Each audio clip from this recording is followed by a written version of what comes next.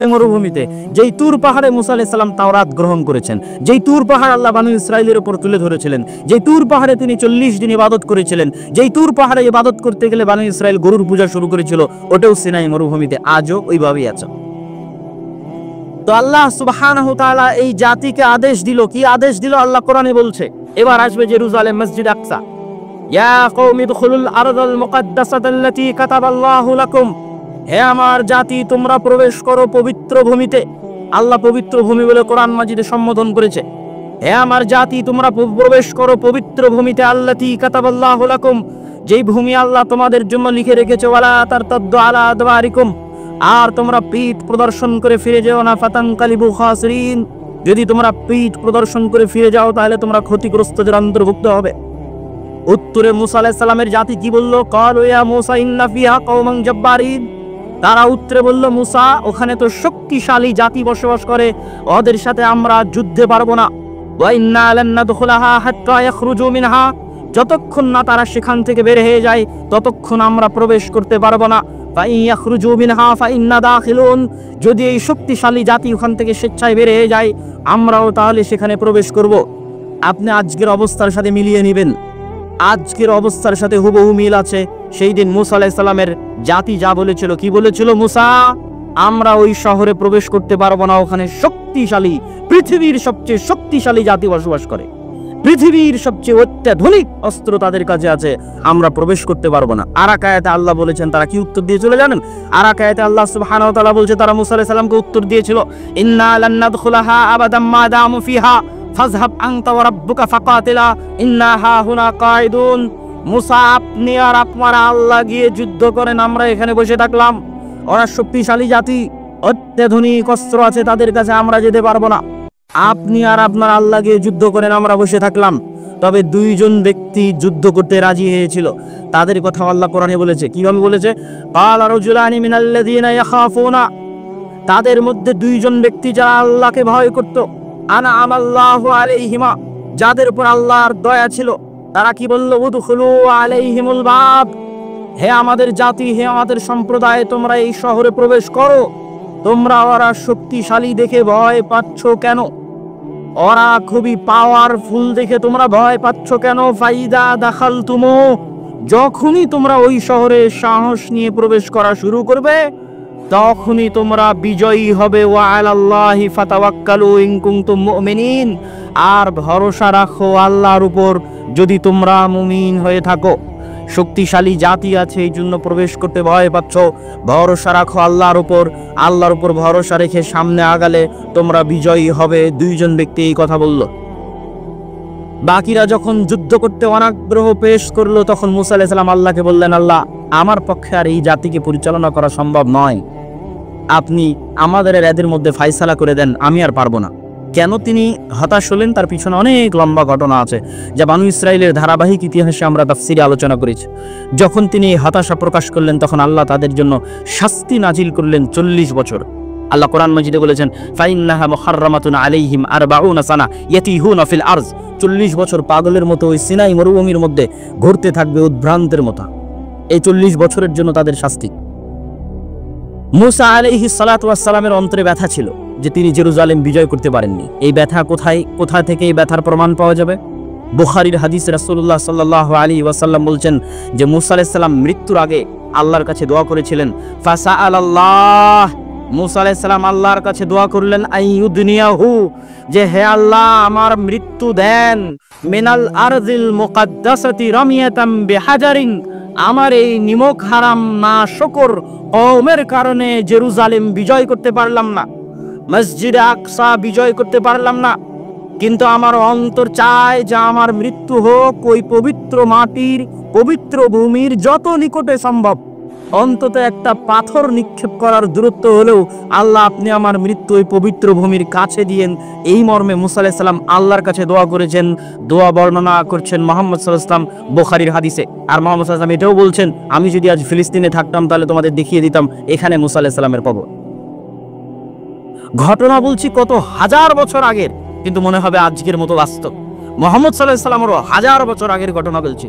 তাহলে কতদিন থেকে এই ভূমি পবিত্র আর কতদিন থেকে এই মাটি পবিত্র আল্লাহ সুবহানাহু ওয়া তাআলা জানে। তবে যতদিন থেকেই হোক সেটা কাবার 40 বছর পর থেকে। ওই যে দুইজন ব্যক্তি যারা যুদ্ধ করতে রাজি হয়েছিল মূসা আলাইহিস সালামের মৃত্যুর পরে, তাদের একজনকে আল্লাহ নবী বানিয়ে দিলেন। তাদের একজনের নাম হচ্ছে ইউশা বিন নুন। মূসা আলাইহিস সালাম খিজির আলাইহিস সালামের সাথে দেখা করার জন্য যাকে সাথে করে নিয়ে গেছিলেন তিনি ইউশা বিন নুন। ওনার একজন সফর সঙ্গী ছিল খিজির আলাইহিস সালামের সাথে সাক্ষাৎ করতে যাওয়ার জন্য, ওই সফর সঙ্গী হচ্ছে ইউশা বিন নুন। যে দুইজন যুদ্ধ করতে রাজি হয়েছিল তাদের একজন হচ্ছে ইউশা বিন নুন। ইউশা বিন নুনকে আল্লাহ নবী বানিয়ে দিলেন মূসা আলাইহিস সালাতু ওয়াস সালামের মৃত্যুর পরে। ইউশা বিন নুন নবী হওয়ার পরে 40 বছরের আযাব যখন শেষ হলো, 40 বছরের শাস্তি পেয়ে এদের ব্রেন দিমাগ ঠিক হয়েছে যে না, আল্লাহ যুদ্ধ করতে বলেছে, যুদ্ধ করতে হবে। ইউশা বিন নুনের নেতৃত্বে জেরুজালেম বিজয় অভিযান শুরু হলো। আল্লাহর আদেশের 40 বছর পর, এই 40 বছরের মধ্যে মূসা আলাইহিস সালাম মারা গেছে। আল্লাহ আদেশ দিয়েছিলেন, অমান্য করেছিল, 40 বছরের আযাব এসেছে। 40 বছরের আযাব চলমান অবস্থাতেই মূসা আলাইহিস সালাম মারা যান। মূসা আলাইহিস সালামের মৃত্যুর পর নবী হয় ইউশা বিন নুন। ইউশা বিন নুন নবী হওয়ার পরে 40 বছরের আযাব শেষ হলে বনী ইসরাইলদের নিয়ে তিনি জেরুজালেম বিজয় অভিযান পরিচালনা করেন। যুদ্ধ চলতেছে, তুমুল যুদ্ধ। যুদ্ধ চলতে চলতে যুদ্ধ যখন বিজয়ের মুহূর্ত, তখন শুক্রবার বিকেল। এই জন্য শুক্রবারের দিন যে আল্লাহ একটা সময় দোয়া কবুল করেন, তার কিছু কিছু মত আছে যে শুক্রবার বিকেলে আল্লাহ দোয়া কবুল করেন ওই একটা সময়। কেন সেই ঘটনা বলতেছি। যুদ্ধ চলতে চলতে শুক্রবার বিকেল, শনিবারের দিন পবিত্র দিন। তাদের ধর্ম অনুযায়ী মূসা আলাইহিস সালাতু ওয়াস সালামের দিন অনুযায়ী পবিত্র দিন হচ্ছে শনিবার। আর ইসলামে দিন শুরু হয় সূর্য ডোবার পরে। যেমন রমাজানে আপনারা সিয়াম না রেখে আগের রাতে তারাবি পড়েন, তেন রমাজান শুরু হয়ে গেছে। তো দিন শুরু হয় আগের দিনের সূর্য ডোবার পর থেকে। তাহলে আজ শুক্রবারের সূর্য ডুবলেই শনিবার শুরু, আর শনিবার শুরু হলেই যুদ্ধ বন্ধ, দিন অনুযায়ী নিষিদ্ধ। ওই দিন অনুযায়ী শনিবারের দিন যুদ্ধ বিগ্রহ নিষিদ্ধ। তাহলে যখন যুদ্ধ বিজয়ের সময়, তখন যদি যুদ্ধ থামিয়ে দেওয়া হয়, ওই গতি আবার রবিবারের দিন আসবে কিনা, না পরাজিত হয়ে ফিরে যেতে হবে, তার তো কোনো গ্যারান্টি নাই। এই জন্য শুক্রবারের দিন বিকেল বেলা যখন যুদ্ধ জয় জয়, কিন্তু যুদ্ধ বন্ধ করতে হবে, কেননা মাগরিব হলে তৎকালীন দিন অনুযায়ী যুদ্ধ নিষিদ্ধ। তখন ইউশা বিন নুন আল্লাহ সুবহানাহু ওয়া তাআলার কাছে দোয়া করলেন। দোয়া করছেন আর বলছেন, এই সূর্য ইন্নাকা মা'মুরা, হে আসমানের সূর্য তুমি হচ্ছ আদিষ্ট, ওয়া আনা মা'মুরুন, আর আমি আল্লাহর নবী ইউশা বিন নুন, আমিও আল্লাহর আদেশে আদিষ্ট। হে সূর্য তোমাকে লক্ষ্য করে বলছি, আল্লাহ সুবহানাহু ওয়া তাআলার নিকটে দোয়া করে বলছি, আল্লাহুম্মা হবিসহা আলাইনা, হে আল্লাহ আপনি আজকে জেরুজালেম মসজিদে আকসা বিজয় সম্পূর্ণ করতে দেওয়ার জন্য এই সূর্যকে থামিয়ে দিন। ইউশা বিন নুন আল্লাহ সুবহানাহু ওয়া তাআলার কাছে দোয়া করলেন, আল্লাহ আজকে জেরুজালেম মসজিদে আকসা বিজয় করার জন্য আপনি সূর্যকে থামিয়ে দিন। রাসূলুল্লাহ সাল্লাল্লাহু আলাইহি ওয়াসাল্লাম বলছেন, আগের হাদিসটা বুখারীর হাদিস আর পরের হাদিসটা সহিহ মুসনাদে আহমদের হাদিস। রাসূলুল্লাহ সাল্লাল্লাহু আলাইহি ওয়াসাল্লাম বলছেন, ইন্নাশ শামসা লাম তুখবাস আলা বাশারিন ইল্লা লিউশা, পৃথিবী সৃষ্টি হওয়ার পর থেকে নিয়ে আল্লাহ কোনোদিন সূর্যকে থামিয়ে দেননি।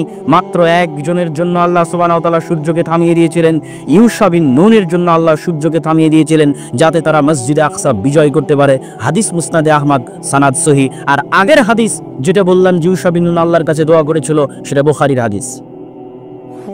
পৃথিবীর ইতিহাসে প্রথমবারের মতো আল্লাহ সুবহানাহু ওয়া তাআলা সূর্যকে থামিয়ে দিলেন শুধু জেরুজালেম মসজিদে আকসা বিজয় সম্পূর্ণ হবে। এই জন্য বুঝাচ্ছিলাম জেরুজালেমের গুরুত্ব কি, মসজিদে আকসার গুরুত্ব কি, তাও কত হাজার বছর আগের ইতিহাস আল্লাহ সুবহানাহু ওয়া তাআলা ভালো জানে। কিন্তু কোরআনে আল্লাহ সুবহানাহু ওয়া তাআলা বলেছে, হাদিসে আল্লাহর নবী বলেছে, এগুলো সবই আল্লাহর নবীর আগের ইতিহাস শোনাচ্ছে। সম্মানিত উপস্থিতি, ইউশা বিন নুনের মাধ্যমে জেরুজালেম মসজিদে আকসা বিজয় হওয়ার পর প্রতি জাতির পদস্খলন আছে। পদস্খলন হতে হতে হতে হতে এক সময় পদস্খলিত হয়, আর এক বাদশাহ এসে তাদেরকে বিতাড়িত করে দেয়।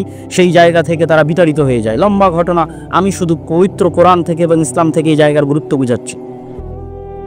এবার দ্বিতীয়বার ওই জায়গা থেকে বিতাড়িত হওয়ার পরে, এটাও ইউশা বিন নুনের 150-200 বছর পর হতে পারে। এবার দ্বিতীয়বার ওই জায়গা বিজয় হবে। কার হাতে বিজয় হবে? দাউদ আলাইহিস সালাতু ওয়াস সালাম। যেখানে পবিত্র কোরআনে আপনারা ইতিহাস পাবেন কে তলুত আর জালুতের ইতিহাস। জালুতকে ইংরেজিতে বলা হয় জুলিয়েট। তখন যে নবী ছিল সেই নবীর নাম কোরআনে উল্লেখ করা নাই, কিন্তু তাওরাত, জাবুর, ইনজিলে ওই নবীর নাম, নবীর ঘটনা কোরআনে আছে। নবীর কথা পবিত্র কোরআনে আল্লাহ সুবহানাহু ওয়া তাআলা বলেছে। প্রায় পর 3 থেকে 4টা আয়াত এই বর্ণনায় আল্লাহ সুবহানাহু ওয়া তাআলা দিয়েছে, কিন্তু নবীর নাম তাওরাত, জাবুর, ইনজিলে আছে শামুয়েল। ওই নবী নির্ধারণ করলেন তালুতকে তাদের নেতা হিসেবে।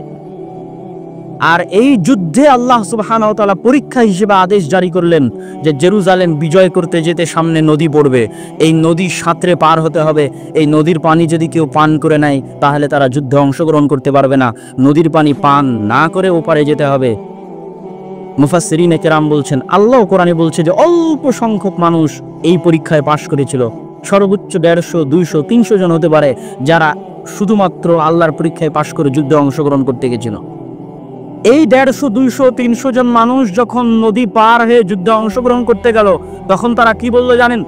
বাদশাহ জুলিয়েটের বিশাল বাহিনী দেখে তারা বলল, লা তাকাতা লানাল ইয়াউমা বিজালুত ওয়া জুনুদি। কোরআনের আয়াত পড়ছে। তারা বলল, এত বিশাল সেনাবাহিনীর সাথে, এত শক্তিশালী জাতির সাথে 150, 200, 300 মানুষ কি করবে? আল্লাহ কোরআনে পাল্টা উত্তর দিয়ে বলছেন, ক্বালাল্লাযীনা ইয়াযুন্নুনা আন্নাহুম মুলাকুল্লাহ। যারা জানতো যে তারা আল্লাহর সাক্ষাৎ করবে, যারা জানতো যে তারা মারা গেলে আল্লাহর সাথে দেখা হবে, তারা কি বলল জানো? তারা বলল, কাম মিন ফিআতিন কালিলাতিন গালাবাত ফিআতান কাতীরাতাম বিইذনিল্লাহ। কত শত দুর্বল দল আছে যাদেরকে আল্লাহ বিজয়ী করে দিয়েছে শক্তিশালী দলের উপর, পাওয়ারফুল দলের উপর। আল্লাহু মা'আস সাবিরিন। আর আল্লাহ আছেন ধৈর্যশীলদের সাথে, যারা ধৈর্যের সাথে, ঈমানের সাথে, আল্লাহ ভরসার সাথে সামনে এগিয়ে যাবে, তারা অল্প সংখ্যক হলেও আল্লাহ তাদেরকে বিজয়ী করে দিবেন।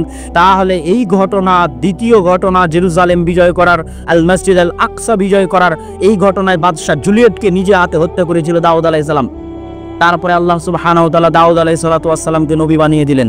আর দাউদ আলাইহিস সালাম তার বিশাল সাম্রাজ্যের কেন্দ্র স্থাপন করলেন জেরুজালেমে, মসজিদে আকসায়। এবং দ্বিতীয়বার মসজিদে আকসা নির্মাণ করলেন সুলাইমান আলাইহিস সালাম। এই গেল মোটামুটি আল্লাহর নবীর পূর্বে মসজিদে আকসার গুরুত্ব বোঝানোর জন্য সংক্ষিপ্ত ইতিহাস। আরো গুরুত্ব বোঝানোর জন্য দুই একটা সংক্ষিপ্ত কথা বলে যাই। মারিয়াম আলাইহিস সালাম, ওয়া ইয ক্বালাত ইমরাতু ইমরান রাব্বি ইন্নী নাযারতু লাকা মা ফি বাতনি মুহাররারান ফাতাকাব্বাল মিন্নি। মারিয়াম আলাইহিস সালামকে তার মা ওয়াকফ করেছিলেন। উনি যেই মসজিদের খেদমত করতেন সেটাও মসজিদে আকসা। ঈসা আলাইহিস সালাম যেই শহরে জন্মগ্রহণ করেছিলেন সেটাও জেরুজালেম। এই জন্যই এই লম্বা ঘটনা বলার, ইয়াহইয়া আলাইহিস সালাম, জাকারিয়া আলাইহিস সালাম সব জেরুজালেমই। এই লম্বা ঘটনা বলার পিছনে উদ্দেশ্য, সারমর্ম বাক্য যদি একটা সারমর্ম বাক্য বলি, তাহলে আজকের বিশ্ব যারা শাসন করছে, আজকের বিশ্বের ইহুদি হোক, খ্রিস্টান হোক, পাশ্চাত্যে যারা আছে, যেই হোক, তারা যদি সারা পৃথিবী দখল করে নেয় আর যদি জেরুজালেম তাদের হাতে না থাকে, তাহলে তাদের কাছে গোটা পৃথিবী নাই, এটা তারা মনে করবে। ঠিক মুহাম্মদ সাল্লাল্লাহু আলাইহি ওয়াসাল্লামের উম্মতে মুহাম্মাদি যদি সারা পৃথিবী দখল করে নেয় কিন্তু মসজিদে আকসা তাদের কাছে না থাকে, তাহলে সকল দিনের উপর ইসলামের প্রাধান্য, ইসলামের বিজয় প্রতিষ্ঠিত হবে না। তার কারণ হচ্ছে এই যে পাস্ট, যে ধারাবাহিক ইতিহাস বলে আসলাম, কেননা পৃথিবীতে যত দিন আছে, যত দিনের অনুসারী আছে, সকল দিনের অনুসারী মানুষের কাছে এটাই হচ্ছে সবচেয়ে পবিত্র স্থান। যত দিন আছে, ইহুদি, খ্রিস্টান, মুসলমান। আর এটাকে কেন্দ্র করেই পৃথিবীর শেষ সময়গুলোতে যত বড় বড় যুদ্ধ হবে, সব যুদ্ধ হবে শামে, সব যুদ্ধ হবে এই মাটিতে, এই ভূমিতে, যে রাসূল সাল্লাল্লাহু আলাইহি ওয়াসাল্লামের কিয়ামতের পূর্ব মুহূর্তের যে হাদিসগুলো আছে, সেই হাদিসগুলো থেকে স্পষ্টভাবে বোঝা যায়। সুতরাং সকল ধারা বিবরণীতে এই কথা স্পষ্ট যে মসজিদে আকসা এবং জেরুজালেমের গুরুত্ব সীমাহীন এবং অপরিসীম। এবার আমরা আসি মুহাম্মদ সাল্লাল্লাহু আলাইহি ওয়াসাল্লামের জীবনীতে।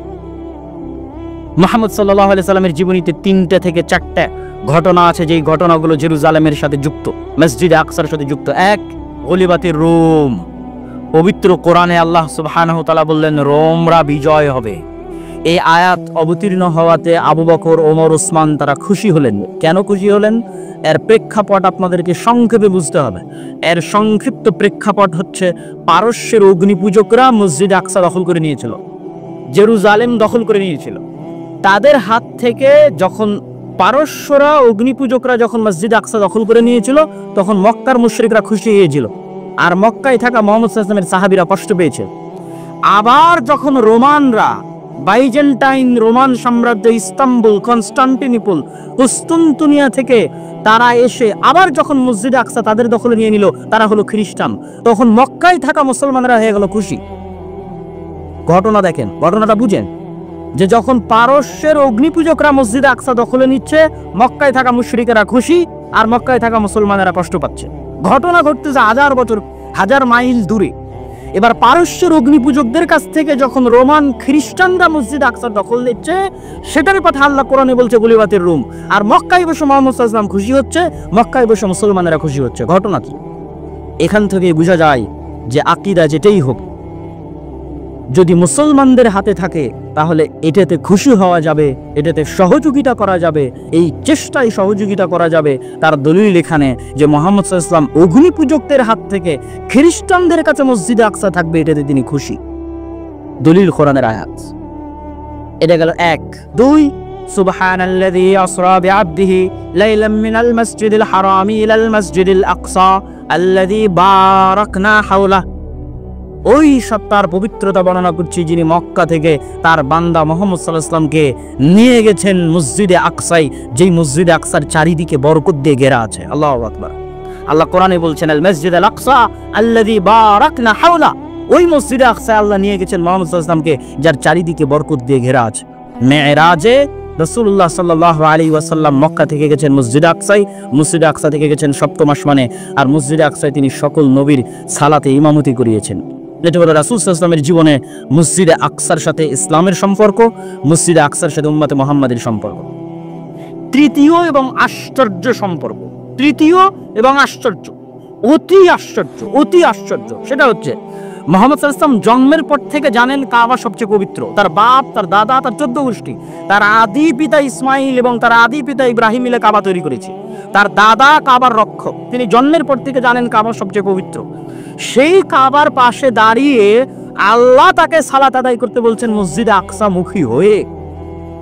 কাবার পাশে দাঁড়িয়ে আল্লাহ মুহাম্মদ সাল্লাল্লাহু আলাইহি ওয়াসাল্লামকে বলছেন আপনি সালাত আদায় করেন মসজিদে আকসা মুখী হয়ে। অথচ তখন মুহাম্মদ সাল্লাল্লাহু আলাইহি ওয়াসাল্লাম মক্কায়, তখন মুহাম্মদ সাল্লাল্লাহু আলাইহি ওয়াসাল্লাম কাবার পাশে, আর জন্মের পর থেকে তিনি জানেন যে এই কাবা সবচেয়ে পবিত্র। আমার বাপ দাদা এই কাবার রক্ষণাবেক্ষণ করেছে, আমার আদি পিতা ইব্রাহিম আর ইসমাইল মিলে এই কাবা তৈরি করেছে। তারপরেও আল্লাহ তাকে আদেশ দিচ্ছেন আপনি সালাত আদায় করেন মসজিদে আকসামুখী হয়ে, কাবাকে পাশে রেখে। 17 মাস কাবাকে পাশে রেখেই, 17 মাসের কিছু মাস হবে, কেননা এর মধ্যে আল্লাহর নবী হিজরত করেছেন, আর বাকি কিছু মাস মদিনায় গিয়ে প্রথম যে মসজিদ নির্মিত হয়েছে সেটাও মসজিদ আকসামুখী হয়ে নির্মিত হয়েছে। আমার ছোট্ট চিন্তা আমি এটাই বুঝি যে এটার পিছনে আল্লাহ সুবহানাহু ওয়া তাআলার এটাই হিকমা ছিল, আল্লাহ সুবহানাহু ওয়া তাআলার এটাই হিকমা ছিল যে মুহাম্মদ সাল্লাল্লাহু আলাইহি ওয়াসাল্লামকে মেরাজ করালেন মসজিদ আকসা হয়ে, কাবার পাশে রেখে মুহাম্মদ সাল্লাল্লাহু আলাইহি ওয়াসাল্লামকে সালাত আদায় করাচ্ছেন মসজিদে আকসামুখী হয়ে। এটার পিছনে হিকমা এটাই যে এই মসজিদে আকসা মুসলমানদের, এই মসজিদে আকসা উম্মতে মুহাম্মাদির, এবং তাদেরকে এটা একদিন বিজয় করতে হবে এবং নিজেদের অধীনে নিতে হবে, তবেই ইসলামের পরিপূর্ণ বিজয় হবে। এই কথাই সত্য এবং এটা রাসূল সাল্লাল্লাহু আলাইহি ওয়াসাল্লামের জীবনী থেকে বোঝা যায়। সম্মানিত উপস্থিতি, আমি ঘটনা আরেকটু আগের দিকে নিয়ে গিয়ে আমার ঘটনা দ্রুত অতি সংক্ষিপ্ত সময়ের মধ্যে শেষ করে দিয়ে আমাদের আজকের বক্তব্যের শেষ অংশে আপনাদের সাথে জরুরি কিছু কথা আছে, সেই কথার দিকে এগিয়ে যাব ইনশাআল্লাহ। মুহাম্মদ সাল্লাল্লাহু আলাইহি ওয়াসাল্লামের জীবদ্দশায় মসজিদে আকসা বিজয় করার জন্য কি কোনো যুদ্ধ হয়েছিল? জেরুজালেম বিজয় করার জন্য কি কোনো যুদ্ধ হয়েছিল? এই সম্পর্কে অনেকেই হয়তো জানেন না, বা অনেকেই হয়তো চিন্তা ভাবনা করেন না, বা বুঝেন না, বা হয়তো বুঝার চেষ্টা করেন না। জি হ্যাঁ, হয়েছিল। রাসূলুল্লাহ সাল্লাল্লাহু আলাইহি ওয়াসাল্লামের যুগের দুইটা যুদ্ধকে আমরা বলতে পারি যে এই দুইটা যুদ্ধ জেরুজালেম বিজয় করার জন্যই ছিল, এই দুইটা যুদ্ধ ফিলিস্তিন বিজয় করার জন্যই ছিল। এক মুতার যুদ্ধ আর এক তাবুকের যুদ্ধ। কেন বললাম? মুতার যুদ্ধের আজকের ম্যাপ যদি আপনি ওপেন করেন তাহলে মুতার যুদ্ধ থেকে আজকের জেরুজালেম মাত্র 100 কিলোমিটার দূরে। আপনি এখন গুগল ম্যাপে গিয়ে দেখবেন যে মুতার যুদ্ধ কোথায় হয়েছিল। খালিদ বিন ওয়ালিদের নেতৃত্বে, যেই যুদ্ধে মুহাম্মদ সাল্লাল্লাহু আলাইহি ওয়াসাল্লাম খালিদ বিন ওয়ালিদকে সাইফুম মিন সুয়ুফিল্লাহ, আল্লাহর তরবারি উপাধি দিয়েছিলেন, সেই যুদ্ধ থেকে জেরুজালেমের দূরত্ব মাত্র 100 কিলোমিটার। আর এই দুটো যুদ্ধই রাসূল সাল্লাল্লাহু আলাইহি ওয়াসাল্লাম লড়ার আদেশ দিয়েছিলেন রোমানদের বিরুদ্ধে। আর তৎকালীন আরবের সীমানায় রোমানদের সবচেয়ে বড় হেডকোয়ার্টার ছিল জেরুজালেম। তো রোমানদের বিরুদ্ধে যুদ্ধ মানেই জেরুজালেম বিজয়ের জন্য যুদ্ধ, কিন্তু ওটা তো তার সেন্টার, ওটা তার হেডকোয়ার্টার, যেটা তারা পারস্যদের কাছ থেকে বিজয় করেছে। এবং এখানে আরো একটা ঘটনা আপনাদেরকে স্মরণ করিয়ে দিতে চাই যে আল্লাহর নবীর জীবনীতে চতুর্থ যে ঘটনা মসজিদ আকসার সাথে সম্পৃক্ত, সে ঘটনা খুবই প্রসিদ্ধ, কিন্তু এইভাবে আপনাকে কেউ কানেক্ট করে দিবেন, আমি জাস্ট কানেক্ট ধরিয়ে দিচ্ছি। সহিহ বুখারীর প্রথম দিকে ওহির অধ্যায়ের আলোচনায় লম্বা হাদিস, বলতেও মজা লাগবে, শুনতেও ভালো লাগবে, কিন্তু আমাদের সংক্ষিপ্ত সময় থাকার কারণে আমরা বলছি না। যে আবু সুফিয়ান রাদিয়াল্লাহু তাআলা আনহু, যিনি পরবর্তীতে ইসলাম গ্রহণ করেছিলেন, হুদাইবিয়ার যখন সন্ধি হয় তখন মুহাম্মদ সাল্লাল্লাহু আলাইহি ওয়াসাল্লাম ব্যস্ত হয়ে গেলেন দাওয়াতি কাজে, আর আবু সুফিয়ানেরা ব্যস্ত হলো ব্যবসায়িক কাজে। তো আবু সুফিয়ানেরা ব্যবসা করতে চলে গেছে জেরুজালেমে ব্যবসা করতে গেছে। জেরুজালেমের তৎকালীন বাদশাহ তথা গোটা রোমান এম্পায়ারের বাদশাহ স্বপ্নে দেখছে যে তার রাজত্ব দখল করে নেবে যারা খাতনা করে, আরবের মধ্যে যারা খাতনা করে। সংক্ষিপ্তভাবে হাদিস বলে দিচ্ছি যে আরবের মধ্যে কারা খাতনা করে তার মাথা নষ্ট। সে পরের দিন সব পাদ্রীদের জমা করলো, কারা খাতনা করে, বলে ইহুদিরা ছাড়া আর কেউ খাতনা করে তা তোমরা জানো? বললাম আরবের মধ্যে কারা খাতনা করে, আশপাশে কোনো আরব থাকলে ধরে নিয়ে আসো। আশপাশে আরব পাওয়া গেল, আবু সুফিয়ানকে ধরে নিয়ে আসা হলো। তোমরা খাতনা করো? তো বলে হ্যাঁ। ইব্রাহিম আলাইহিস সালাতু ওয়াস সালামের সুন্নাত, বললাম ইব্রাহিম আলাইহিস সালামের এক ছেলে মক্কায় ছিল, ইসমাইল, তার বংশধর মুহাম্মদ সাল্লাল্লাহু আলাইহি ওয়াসাল্লাম, তারা খাতনা করে। তো বলে ঘটনা কি বলো তো? বলে ঘটনা এই মুহাম্মদ সাল্লাল্লাহু আলাইহি ওয়াসাল্লামের লম্বা ঘটনা। মুহাম্মদ সাল্লাল্লাহু আলাইহি ওয়াসাল্লামের বিষয়ে তার জিজ্ঞাসা, তার উত্তর, মুহাম্মদ সাল্লাল্লাহু আলাইহি ওয়াসাল্লামের আগে কি কেউ রাজা ছিল, মুহাম্মদ সাল্লাল্লাহু আলাইহি ওয়াসাল্লামের আগে কি কেউ নবী ছিল, এগুলো সব জিজ্ঞেস করছে বাদশা হিরাক্লিয়াস। কেন জিজ্ঞেস করছে? উনি উত্তরে বলছেন, মুহাম্মদ সাল্লাল্লাহু আলাইহি ওয়াসাল্লামের আগে যদি কেউ নবী থাকতো তোমরা বলতে, তাহলে আমি মনে করতাম যে তার বাপ দাদার দেখা দেখে ওও নবী দাবি করেছে, কিন্তু মুহাম্মদ সাল্লাল্লাহু আলাইহি ওয়াসাল্লামের আগে ইসমাইলের বংশে আর কেউ নবী দাবি করেনি। সুতরাং এটা তো আমি বলতে পারছি না যে মোহাম্মদ কারো দেখা দেখে নবী দাবি করছে সাল্লাল্লাহু আলাইহি ওয়াসাল্লাম। মুহাম্মদ সাল্লাল্লাহু আলাইহি ওয়াসাল্লামের আগে তার বংশে কেউ রাজা ছিল?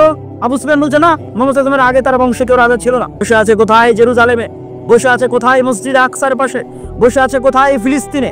ওখানে বসে সে বলছে, তোমার কথা যদি সত্য হয়ে থাকে তাহলে আজ আমি যেই মাটিতে বসে আছি এই মাটিও একদিন ওই নবীর অধীনে চলে যাবে। বলেন আল্লাহু আকবার।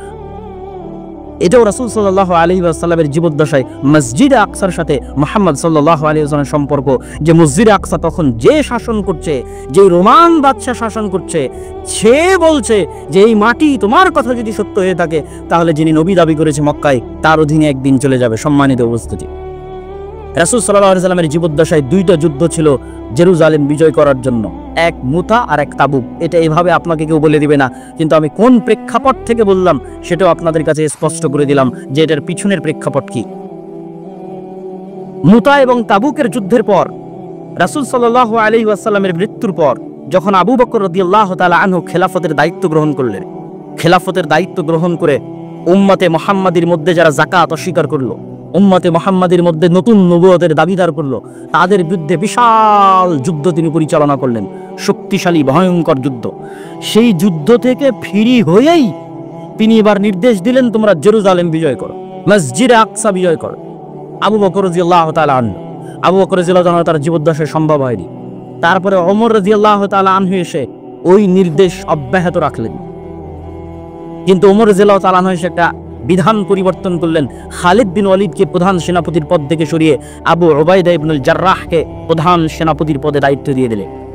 আবু উবাইদা ইবনুল জাররাহ একদিকে যুদ্ধ করছে, খালিদ বিন ওয়ালিদ আর একদিকে যুদ্ধ করছে। যুদ্ধ চলতে চলতে চলতে চলতে একটা পর্যায়ে রোমানদের সাথে সবচেয়ে বড় যুদ্ধ, রোমানদের বিরুদ্ধে ইসলামের ইতিহাস, যেই যুদ্ধের অল্প কিছুদিন পরে মুসলমানেরা জেরুজালেম বিজয় করতে পেরেছে, সেটা হচ্ছে ইয়ারমুকের যুদ্ধ। ইয়ারমুকের যুদ্ধে অসংখ্য শত শত সাহাবী মৃত্যুবরণ করেছিলেন। 3 লক্ষ রোমান সেনার বিরুদ্ধে সেই দিন যুদ্ধ হয়েছিল, ইয়ারমুকের যুদ্ধ।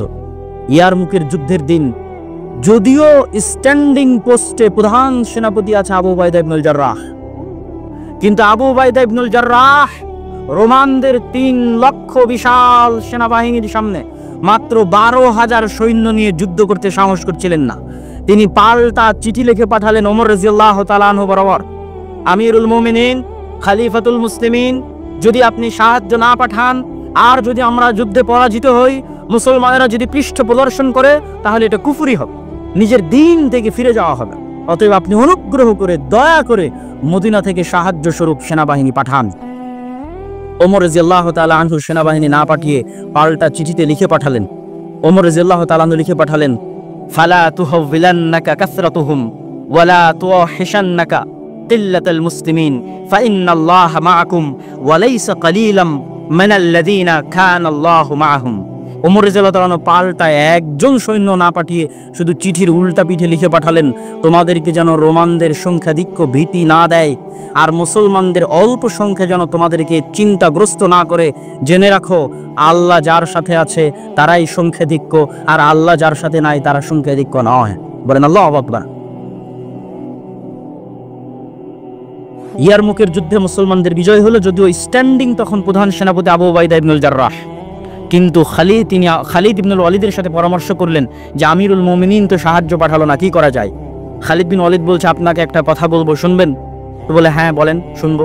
বলে, আজকের জন্য আমাকে দায়িত্ব দেন, এই যুদ্ধ পরিচালনার আজকের একদিনের জন্য দায়িত্ব আপনি আমাকে দেন। যদিও আপনি প্রধান সেনাপতি, কিন্তু আজকে যুদ্ধ পরিচালনার দায়িত্ব আমার। আবু উবাইদা ইবনুল জাররাহ বললেন, ঠিক আছে, আজকের যুদ্ধ আপনি পরিচালনা করবেন। খালিদ বিন ওয়ালিদ নিজে প্রধান সেনাপতির দায়িত্ব নিয়ে টানা 6 দিন যুদ্ধ হয়েছিল ইয়ারমুকের যুদ্ধের পরে মুসলমানেরা একের পর এক, আজকের যে গাজার নাম শুনছেন, এই গাজা বিজয় হলো, হাইফা বিজয় হলো, আশেপাশের যত শহর আছে সব শহর বিজয় করে মুসলমানেরা ধীরে ধীরে একদম জেরুজালেম মসজিদে আকসার চারিদিকে একত্রিত হয়ে গেল। মসজিদে আকসার চারিদিকে যখন একত্রিত হলো মুসলমানেরা, তখন সাহাবী ছিল 4000। কত হাজার? 4000 সাহাবী ছিল সেই দিন। কিন্তু যেহেতু মুসলমানেরা কখনোই মসজিদে আকসার চুল পরিমাণ ক্ষতি হোক, এই জন্য পাল্টা ভিতরে ঢুকে সেখানে রক্ত প্রবাহিত হোক, দুইবার মুসলমানেরা মসজিদে আকসা বিজয় করেছে। একবার ওমর রাদিয়াল্লাহু তাআলার আমলে, একবার সালাহুদ্দিন আইয়ুবীর আমলে। একবারও এক ফোঁটা রক্ত প্রবাহিত হয়নি জেরুজালেমে, এক ফোঁটাও না, একবারও না। এই জন্য মুসলমানেরা শহরের ভিতরে প্রবেশ করলো না। তারা বারবার প্রধান পাদ্রী বরাবর দূত পাঠাতে থাকলো, চাবি সমর্পণ করেন, আত্মসমর্পণ করেন। তো লম্বা ঘটনা সংক্ষিপ্ত করে বক্তব্য শেষের দিকে চলে যাব। পাদ্রী বের হয়ে এসে দেখে, তোমাদের প্রধান সেনাপতিকে? তো বলে, আবু উবাইদা ইবনুল জাররাহ। উনি ওনার তাওরাত, জাবুর, ইনজিল যা কিতাবাদি ছিল তা খুলে দেখে, না, এনার হাতে তো জেরুজালেম বিজয় হবে না। তখন আবু উবাইদা ইবনুল জাররাহের সাথে উনি পার্সোনালি কথা বললেন। পার্সোনালি কথা বলতে গিয়ে জানতে পারলেন আমিরুল মুমিনিন খলিফাতুল মুসলিমিন ওমর ইবনুল খাত্তাব আছেন মদিনায়। তার পূর্ণ বিবরণী শুনে উনি বললেন, হ্যাঁ, ইনি সেই ব্যক্তি যার হাতে জেরুজালেম বিজয় হবে, আপনি তাহলে তাকে ডেকে পাঠান, আমি তার হাতেই চাবি সমর্পণ করব। তখন আবু উবাইদা ইবনুল জাররাহ চিঠি লিখে পাঠালেন ওমর ইবনুল খাত্তাবের নিকটে যে আপনি আসলে জেরুজালেমের চাবি আপনার হাতে সমর্পণ করা হবে। ওমর ইবনুল খাত্তাব পাল্টা চিঠি লিখলেন, আনা আতি, আমি আসতেছি। আর ওই যে বিশাল ঐতিহাসিক ঘটনা আপনারা জানেন যে ওমর রাদিয়াল্লাহু তাআলা একজন রাখাল নিয়ে, একজন গোলাম নিয়ে সমগ্র রাস্তা অতিক্রম করলেন। কখনো তিনি উটের পিঠে, আর কখনো রাখাল উটের পিঠে। এই রাস্তাটা ছিল সেই রাস্তা যেটা তিনি মদিনা থেকে ফিলিস্তিন গেছিলেন, যেটা তিনি মদিনা থেকে মসজিদে আকসা গেছিলেন। এটা ছিল সেই রাস্তা, সেই রাস্তার ঘটনা, এবং ঘটনা ঐতিহাসিকভাবে সত্য।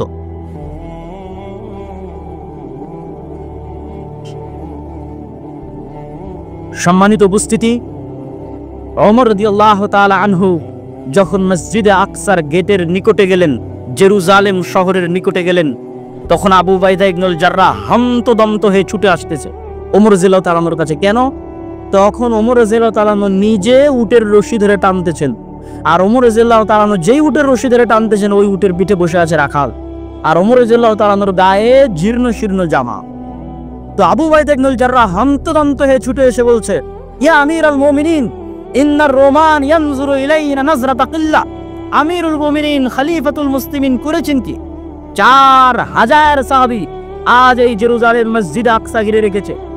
মসজিদে আকসা বিজয় হবে, ভিতরে শত শত পাদ্রী অপেক্ষা করছে। আজকে আমিরুল মুমিনিন আসবে, খলিফাতুল মুসলিমিন আসবে, আর সে অবস্থায় আপনি রশি ধরে টানছেন, রাখালকে, গোলামকে বসিয়ে রেখেছেন উটের পিঠে, গায়ে জীর্ণ শীর্ণ কাপড়। এই অবস্থায় তো রোমানরা আমাদের নিয়ে হাসি ঠাট্টা করবে। এই বাক্য আবু উবাইদা ইবনুল জাররাহ প্রধান সেনাপতির। ওমর রাদিয়াল্লাহু তাআলা উত্তরে বলছেন, কুন্না কওমান আদিল্লাহ। আরে বলো কি আবু উবাইদা ইবনুল জাররাহ,